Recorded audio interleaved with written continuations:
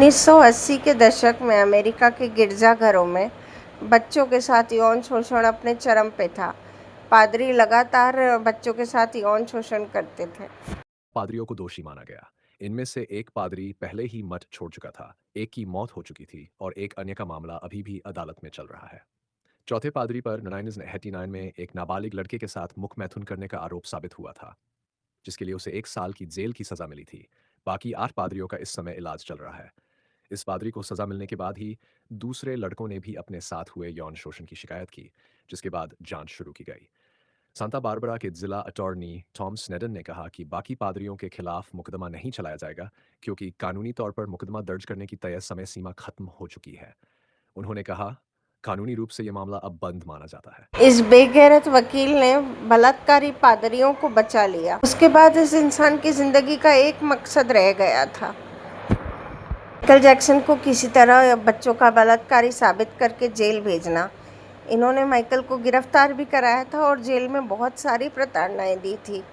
Michael की गलती इतनी थी कि उसने इस नालायक कैंसर पेशेंट शैतान के बच्चे की मदद की थी, क्योंकि इस बेगैरत इंसान की माँ तलाकशुदा थी। हमें पता चला इस औरत का काम ही है मर्दों को फंसा के पैसे ऐंठना। इस शैतान वकील के प्रतिनिधित्व में अमेरिकी सरकार और वहाँ की जांच एजेंसियों ने एड़ी चोटी का जोर लगा दिया।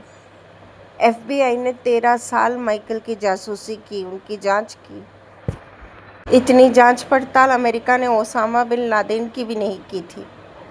यंत्र शुरू होने के पहले माइकल बिल्कुल स्वस्थ थे, लेकिन एक समय ऐसा आया कि उनको हॉस्पिटल से घसीट के कोर्ट में ज़बरदस्ती बुलवाया गया पैजामे में, क्योंकि वो खड़े नहीं हो सकते थे। तो वो जैसे तैसे पैजामा पहनकर कोर्ट में आए और उस पर भी मीडिया ने मजाक उड़ाया कि देखो माइकल जैक्सन पैजामा पहन के कोर्ट आया है। 13 जून 2005 को कोर्ट का फैसला आने वाला था। सट्टा बाजार गर्म था।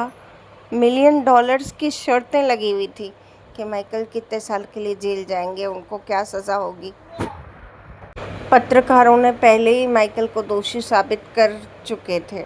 स्क्रिप्ट तैयार थी कि जब कोर्ट का फैसला आएगा तो माइकल को कैसे बेइज्जत करना है बाकायदा। लेकिन फिर कोर्ट ने माइकल को सारे आरोपों में बाइज्जत बरी कर दिया, क्योंकि उनके खिलाफ एक भी सबूत नहीं था।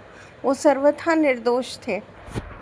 माइकल के फैंस ने कोर्ट से लेकर घर तक के पूरे रास्ते में माइकल के लिए फूल बिछाकर उनका अभिनंदन किया था। फूल, पोस्टर्स और सपोर्ट में माइकल के लिए पूरे रास्ते पर ये फूल बिछे हुए थे, ताकि माइकल जब आए तो उनको महसूस हो कि हम उनको कितना प्यार करते हैं, उनका कितना सपोर्ट करते हैं, हम सच के साथ हैं। एक फ़ैन सबसे अलग था, ये महाशय। इन्होंने माइकल को अपने हाथों से एक पेंटिंग बनाकर गिफ्ट की थी। पेंटिंग की खास बात ये थी कि माइकल कृष्ण रूप में थे। उनकी त्वचा का रंग नील वर्ण था, कृष्ण की तरह।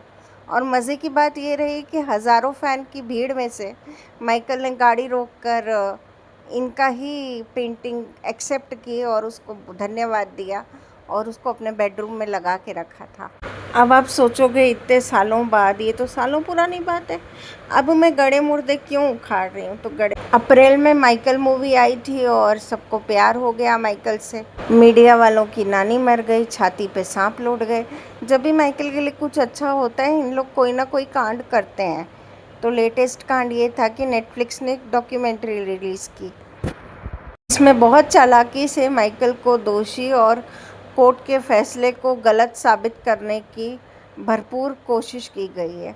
उसका नतीजा ये हुआ कि लोगों ने नेटफ्लिक्स को बायकॉट करना शुरू कर दिया। नेटफ्लिक्स को भारी नुकसान झेलना पड़ रहा है। अच्छा, आज आपको ये कहानी सुनाने के पीछे मेरा मकसद सिर्फ माइकल जैक्सन का बखान नहीं है। हालांकि वो तो माइकल का बखान मैं दिन में 25 घंटे करती हूँ, उसमें मेरे को कोई लाज शर्म लज्जा आती नहीं है। पर इसके पीछे और एक कारण है। 13 जून को कोर्ट ने माइकल को बाइज्जत बरी कर दिया गया, वो जीत गए। माइकल को सलाह दी गई कि आप अपने बच्चों के साथ खुश रहो, लेकिन माइकल को पूरे दुनिया के बच्चों की चिंता थी। बच्चों की देखभाल करना वो अपना कर्तव्य समझते थे और एक अस्पताल बनाना चाहते थे बच्चों के लिए। और उनका यही कर्तव्य बोध, ये जो दुनिया का भला करने का जुनून था, यही उनकी हत्या का कारण बना। तो क्या हम समझ लें कि सत्य की हार हो गई? नहीं। मेरे गुरुजी ईशान महेश का एक बहुत प्यारा उपन्यास है जिसका नाम है बिन राम सब सून, जो मुझे जान से भी ज़्यादा प्यारा है। इस उपन्यास में जटायु प्रसंग का वर्णन है। जटायु को अच्छी तरह पता था कि उसके शरीर में इतनी शक्ति नहीं कि वो रावण से लड़ सके, लेकिन वो अंत तक लड़ता रहा धर्म की रक्षा के लिए। अंतिम सांस भी रोक रखी थी राम के आने तक, राम की प्रतीक्षा में, ताकि उनको सीता के अपहरण के बारे में बता सके। माना कि जटायु लड़ते लड़ते हार गया, जीत नहीं पाया रावण से, लेकिन जटायु को वो सौभाग्य मिला जो दशरथ को भी नहीं मिला था। पूरी रामायण में इकलौते जटायु को श्री राम की गोद मिली थी। उसके हाथों उनका अंतिम संस्कार हुआ था और जटायु को सद्गति प्राप्त हुई। दक्षिण भारत के केरला राज्य में एक 6000 साल पुराना एक विष्णु मंदिर है, बहुत ही दुर्लभ विष्णु मंदिर। ऐसी मान्यता है कि इस मंदिर की स्थापना नवनाथ सिद्धों ने की थी। इस प्राचीन मंदिर के सुंदर गर्भगृह के भीतर श्री कृष्ण का एक बहुत सुंदर विग्रह है, जिसे नवमुकुंद के नाम से जाना जाता है। इस मंदिर में पितृतर्पण की बहुत ज़्यादा मान्यता है। ऐसा कहा जाता है कि बहुत दुर्लभ आत्मा होती है, तभी उसको इस मंदिर में पितृतर्पण मिलता है। आपको जानकर आश्चर्य होगा कि माइकल जैक्सन का तर्पण इसी पवित्र नवमुकुंद मंदिर के परिसर में किया गया और उन्हें नवमुकुंद की आशीर्वाद दिलवाया गया। एक उदाहरण यहाँ और देना चाहूँगी श्री रामकृष्ण परमहंस और महाराज छत्रपति शिवाजी का। छत्रपति शिवाजी को स्वयं माँ तुलजा भवानी ने अपनी तलवार दी थी। रामकृष्ण परमहंस माँ काली की गोद में सोते थे। माइकल जैक्सन हिंदू नहीं थे, उनको साधना नहीं आती थी, पूजा पाठ नहीं आता था, देवी देवताओं का पता नहीं था, लेकिन श्री रामकृष्ण परमहंस और शिवाजी महाराज को सब आता था। लेकिन रामकृष्ण परमहंस, छत्रपति शिवाजी या माइकल जैक्सन, तीनों की मृत्यु केवल 50 वर्ष की आयु में हुई, अत्यंत कष्टकारक और रोगों के कारण यहाँ हत्या कर दी गई। कभी कभी आपके मन में भी विचार आता होगा कि मैंने इतना सब कुछ कर लिया, इतना पूजा पाठ कर ली, भगवान शायद मेरी सुनता ही नहीं, शायद जीवन में ऐसा नहीं, ऐसा होना चाहिए था, जीवन में बहुत अंधकार है, कोई रास्ता नहीं दिख रहा। मेरे साथ ऐसा बहुत होता है। लेकिन जब मेरे साथ ऐसा होता है, अब आपको लग रहा होगा कि मैं बहुत महान हूँ, पूरा दिन भक्ति करती हूँ, तो मेरे मन में कोई कलेश नहीं होता। नहीं, मेरे मन में बहुत कलेश होता है।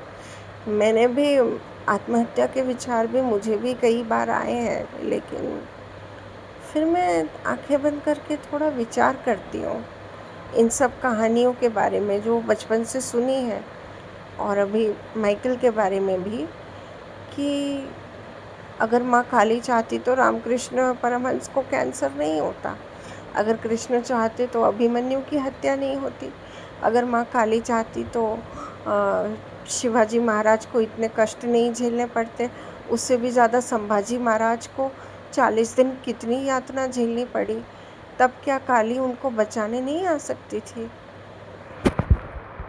लेकिन वो नहीं आई, क्योंकि जहाँ हमारी सोच ख़त्म होती है, वहाँ से ईश्वर की सोच शुरू होती है। व्यक्तिगत रूप से मैंने अपने जीवन में जितनी भी महान विभूतियों का गहन अध्ययन किया है, चाहे वो शिवाजी महाराज हो, संभाजी महाराज, रामकृष्ण परमहंस या माइकल जैक्सन, मैंने एक पैटर्न नोटिस किया कि हाँ, मुझे पढ़कर दुख हो रहा है, मुझे इतनी पीड़ा हो रही है, चाहे मैं जीसस के बारे में पढ़ूं, लेकिन ये जितनी भी विभूतियाँ थी, इन्होंने तो ईश्वर से कभी भी शिकायत की ही नहीं। इनके अंदर वो शिकायत वाला सिस्टम ही नहीं था। ये बस अपना धर्म निभा रहे थे अंतिम श्वास तक। धर्म हिंदू, मुस्लिम, ईसाई का नहीं, मानवता का धर्म। इन्होंने अपना धर्म निभाया और ईश्वर ने अपना। सच कहूँ तो ये सारी बातों पर बहुत गहरा चिंतन मनन करने के बाद मैं खुद को बहुत छोटा समझती हूँ। मतलब मेरा जैसे कोई अस्तित्व ही नहीं है, अस्तित्व ही शून्य हो जाता है। और फिर मुझे अपने गुरुजी ईशान महेश की बात याद आती है कि अगर जीवन में कभी ऐसा मौका मिले कि कृष्ण तुम्हें पूछे कि तुम्हें क्या चाहिए, तो कृष्ण से कृष्ण को ही मांग लेना। ईश्वर से हमेशा ईश्वर को ही मांग लेना। बाकी बाकी क्या सारा संसार बहुत छोटा लगता है जब उनका सानिध्य, उनकी अनुभूति होती है। तो आत्मा मानो किसी बहुत गहरे शून्य में प्रवेश कर जाती है जहाँ कुछ है ही नहीं, बस। और अंतर्मन की गहराइयों से, आत्मा की गहराइयों से एक ही स्वर बार बार उठता है कि हे प्रभु, मुझे बस कृष्ण चाहिए, नहीं चाहिए नारायणी सेना, नहीं चाहिए और कुछ भी, बस तुम्हारा सानिध्य चाहिए। अब मेरे लिए वो कृष्ण है जिन्हें आप परमात्मा कहते हैं, वो मेरा सब कुछ है, सखा, मित्र, बंधु, सब कुछ। मेरे लिए वो कृष्ण है। आपके लिए कोई और हो सकते हैं, ईसा मसीह, गुरु नानक, शिव जी, हनुमान जी, बट लेकिन जब भी ईश्वर से मांगना हो तो ईश्वर से सिर्फ ईश्वर को ही मांग लेना चाहिए। हाँ, ये बातें पहले शास्त्रों में लिखी गई हैं और बहुत पॉपुलर डायलॉग भी है, लेकिन जब इसकी अनुभूति होती है ना, तो वो शब्दों में वर्णन नहीं किया जा सकता। आज ये गहरी अनुभूति मैं अपने भीतर महसूस कर रही हूँ, तो लगा आपसे शेयर कर दूँ। खैर, वीडियो ज़्यादा लंबा हो रहा है, तो अब आपसे अलविदा चाहूँगी। जय श्री राम।